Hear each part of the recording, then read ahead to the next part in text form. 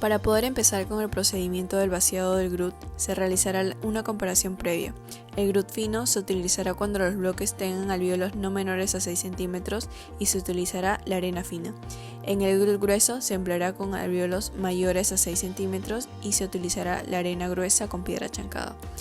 Tienen en común el aglomerante, que es el cemento, y entre sus opciones de dosificación se le puede agregar la cal. Comenzando con el bloque de concreto, debemos asegurarnos de colocar el refuerzo vertical para poder atortolar en la parte inferior dentro de la ratonera los fierros que se traslapan, y luego de esto se cerrará la ratonera para realizar el vaciado. La mezcla de grout se hará dentro del buggy por su consistencia, que es un poco más líquida. Para empezar a vaciar previamente se debe de humedecer el alvéolo. Se vierte el grout con un balde debido al tamaño del alvéolo. Se llenará aproximadamente hasta la mitad. Seguidamente se realizará el primer chuseo de arriba hacia abajo para mejor asentado del grout. Se procederá a realizar el mismo procedimiento hasta llegar al tope. Para asegurarnos el correcto vaciado, se procede a chusear. Finalmente, con el refuerzo vertical se moverá a los costados para centrar el refuerzo y se va limpiando el exceso de grout con el badilejo. En el caso del P14, se tiene que revisar y tapar todas las aberturas del bloque con ayuda del papel mojado, que nos servirá como tampón. En este caso, la consistencia del grout es más líquida porque los alvéolos son más angostos y para el vaciado se emplearán jarras. Recordar siempre que se debe humedecer el alvéolo. Entonces, cuando se empieza a vaciar el grout, bajará verticalmente por el alvéolo y luego se esparcirá horizontalmente por los canales, y en el exterior se observará como hay pequeñas fugas de grout que después serán limpiadas. Tener en cuenta que después de hacer el movimiento vertical, que es el chuseo, y a los costados con el refuerzo vertical continuar con el mismo procedimiento hasta terminar. En el encofrado de la columna se comenzará a colocar las tablas o tabletas que darán forma, y estas a su vez deben de cubrir el dentado para generar la unión del muro y columna. Para que estén más estables, los barrotes ayudarán a comprimir. Estos sobresalen un poco a los extremos para poder amarrar exteriormente con el alambre número 16 a la que será atortolado. Luego están los puntales que mantienen la verticalidad del encofrado. Se continuará con la colocación de la tapa frontal a la que se mantendrá estos tableros. Por último, en el interior del encofrado irán ubicados los dados de concreto para mantener la separación entre tableros y estructura. En el caso de placas serán los paneles fenólicos, que abarcarán más áreas y a su vez tendrán un acabado más limpio. Exteriormente se colocarán los refuerzos verticales e horizontalmente para evitar la deformación, recalcando que los horizontales, llamados alineadores, mantienen la linealidad. Para que el panel cuente con mayor soporte, tendrá un marco de refuerzo que ayudará aún más a la rigidez y evitará la deformación.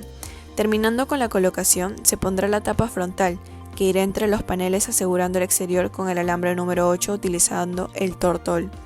Continuaremos el separador en el interior, que es una varilla roscada, y esta tendrá un tubo de plástico que se quedará atrapada en el concreto, teniendo en cuenta que los orificios donde entrarán los separadores se realizarán antes del colocado del panel.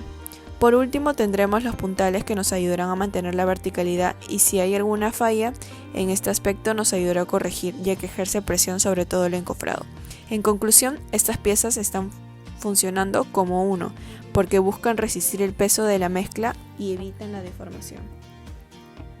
Vaciado de concreto. Primero se necesita preparar la mezcla de concreto estructural, el cual consta de cemento más arena gruesa más piedra chancada. Tiene una dosificación de 1, 4 y 3.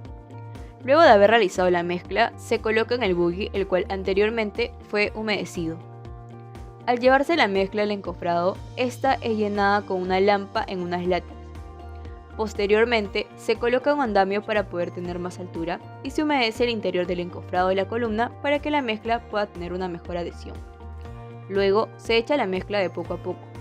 Al mismo tiempo, es necesario mover en pequeños movimientos y de forma vertical la canastilla de la columna para que el concreto pueda llegar a todas las esquinas. Al mismo tiempo, con la comba de goma, también se realizan unos pequeños golpes en la parte superficial del encofrado. Cuando la mezcla haya llegado a la mitad del encofrado, se utiliza la vibradora para eliminar el aire y las burbujas que puedan existir dentro de la mezcla y evitar las cangrejeras. Es necesario que solo esté dentro de la mezcla por 3 segundos, como máximo. Finalmente, se rellena lo restante del encofrado de la columna y se hace el mismo procedimiento del vibrador con la mezcla colocada. Teniendo en cuenta que no pase de máximo de tiempo, pues podría aparecer una segregación por el exceso de vibrado. Recomendaciones para una correcta preparación y vaciado de concreto. La primera recomendación que mencionamos es que al momento de mezclar los componentes del concreto en esta máquina llamada mezcladora, no sea por más de 3 minutos y no menos de 90 segundos según la norma E060. El punto 5, punto 8, 4 y punto 2. Al vaciar la columna, mover la canastilla. Esto permitirá al concreto llegar hasta abajo. Se usa también una comba de goma que golpee los barrotes. Humedecer las superficies por donde pasará el concreto es siempre importante. De esta manera, la mezcla no pierde humedad manteniendo su dosificación. Al momento de usar el vibrador en el vaciado de la columna, lo haremos en 2 ocasiones, a medio llenado y cuando esté llenado completamente. Una operación que no durará más de 3 segundos. Según la norma E060 del concreto armado 5.8.2, todo concreto debe mezclarse hasta lograr una distribución uniforme de los materiales, y la mezcladora debe descargarse completamente antes de volver a cargarla. No olvidar el proceso del curado durante los 7 primeros días después del vaciado. Según la norma E060 de concreto armado 5.10.2, debemos colocar el concreto de forma constante para mantener su plasticidad y evitar juntas entre llenado de la mezcla. Como última recomendación es tener en cuenta los factores del clima, el fraguado del concreto y por ende su resistencia pueden verse perjudicados dependiendo de las condiciones del ambiente. Ante ello, revisar las normas E060, los puntos 5.12 para clima frío y 5.13 para clima cálido.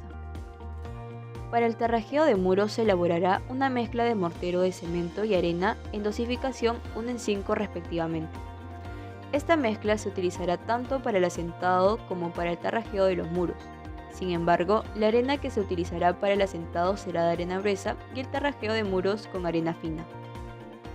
Antes de realizar este proceso de tarrajeo, se debe tomar en cuenta 2 puntos. Primero, se deberá colocar pedacitos de cerámica en el muro para poder regular el espesor que tendrá el mortero, que será entre 1 a 1,5 centímetros. En este caso se colocaron 2 pedacitos de cerámico en una zona. Segundo, colocaremos una regla de aluminio en el extremo del muro sujeta con ganchos de fierro, elaborados en obra. Esta regla nos indicará la medida adecuada del espesor del mortero, del tarrajeo. Una vez considerado esto, empezaremos con el tarrajeo. Como primer paso, hidratamos el muro. Después de ello, se le agrega la lechada. Este será nuestro elemento adherente que estará compuesto con agua y cemento puro.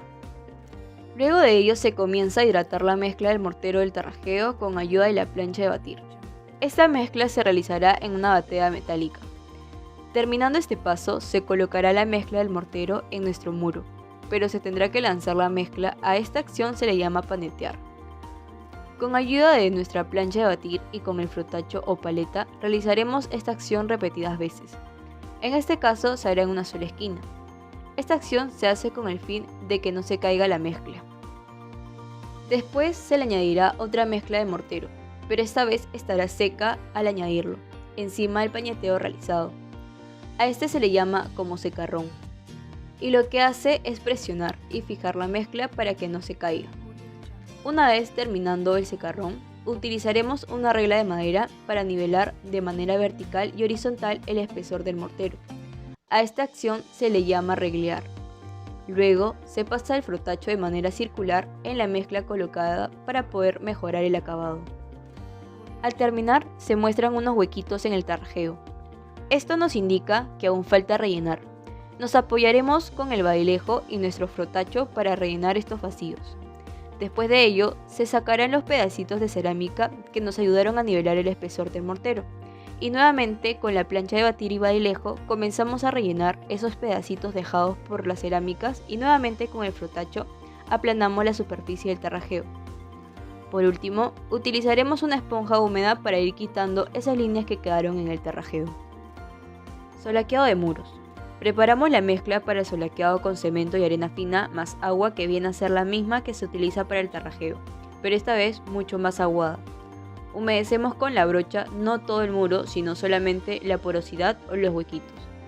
Luego usamos el frotacho grande para sostener la mezcla mientras que rellenamos las imperfecciones del muro con el badilejo previamente humedecido.